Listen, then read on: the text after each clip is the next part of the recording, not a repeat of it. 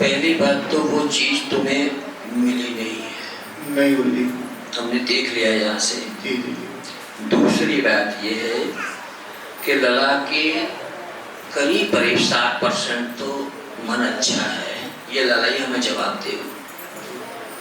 लला हमें बताओ क्या कितना आराम है, कितना मन अच्छा है, बस सीधा ना हो तो कोई नहीं। 89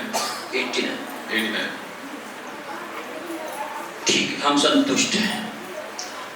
अब बस ये करना कि इनको वैसे हमें जो अनुभव था वो ये था करीब करीब 1 महीना और लग जाएगा इन्हें सही होने में।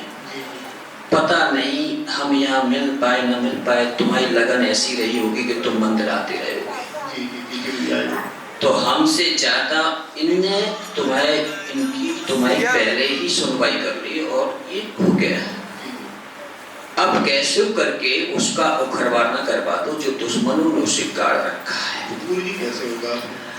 इसके लिए हम थोड़ा क्षमा चाहेंगे और 10-15 दिन के बीच में हम इटावा क्षेत्र में जाएंगे। उस समय कैसे पता करके मुझे वहाँ जगह का वो कराना, सो मैं करवा दूंगा। या हमसे नारियल ले जाना, नारियल वहीं खड़ा होगा जहाँ पे ये व्यवस्था होगी। नारियल दिया था पूजा में रखने के लिए, ठीक है, मैं रखा था। अब क्या करें गुरु जी? घूमा कि नहीं घूमा? घूमा नहीं गुरु जी, ऐसा नहीं घूमा तो ये देखा मुझे, ये बिना घूमे शक्ति उसमें प्रवेश नहीं करती। ठीक है,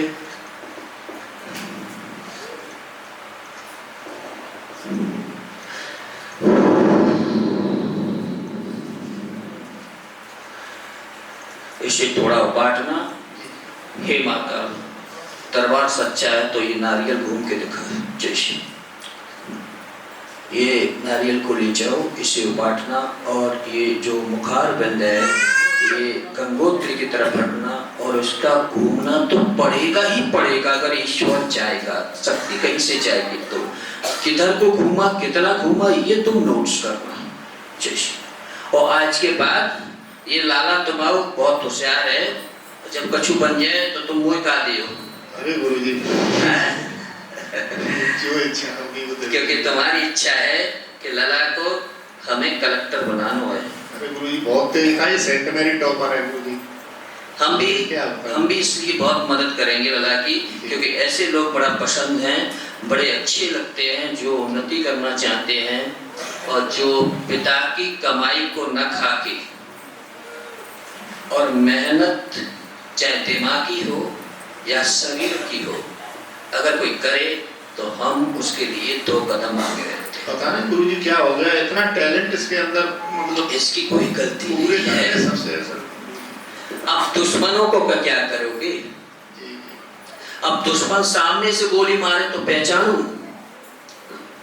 लला तुम्हारा इतना टाइम सब कुछ चल रहा था तो उसने ऐसी व्यवस्था कर दी कि ये मान लो कि तुम्हारे पूर्व जन्मों के या इस जन्म के जो भी कर्म रहे होंगे अच्छे, जिससे तुम्हारे लला तुम्हारे पास हैं। नहीं तो तुम याद करो कि लला ने तो अपना जीवन त्यागने के लिए अपनी आत्महत्या सुद्धा के प्रयास कर लेते सुबह के टाइम, याद होगा तुम्हें, सुसाइड के लिए।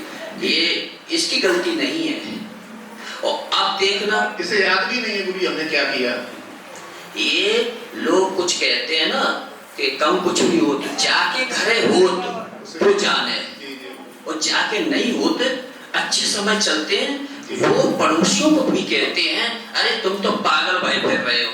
भैया जाको लाला परेशान हो तब पता चलता पागल का होते हैं। हम पागल हो गए, इतने सेटल माइंड थे हम गुरुजी, कुछ बता नहीं सकते, पूरा घर डिस्टर्ब है। तुम तो फिर भी मैं गुरु जानू भी, अगर एक गृहस्थी जीवन में आऊं, अगर मेरा भी लाला कहीं कष्ट में ज्यादा हो तो मैं भी तुम लोगों से कहा के अरे आज मेरा दिमाग सही नहीं है, तुम जाओ, हम बाद में सुनवाई करेंगे। बस यहाँ मैं बोलता हूँ, सीधा बोलता हूँ, सच बोलता हूँ। तो इसमें सबसे बड़ी पूंजी औलाद होती है, जो मेरा मानना है। औलाद को कष्ट पड़े तो सबके दिमाग डिस्टर्ब हो जाते हैं। लेकिन एक बात भूल गए हैं लोग, परमात्मा से बड़े दुराचारी नहीं हो सकते। और जिनका पुण्य कहीं न कहीं उदय है उनको कहीं ना कहीं डूबने से पहले किनारे तक पहुंचाई सो देता ये।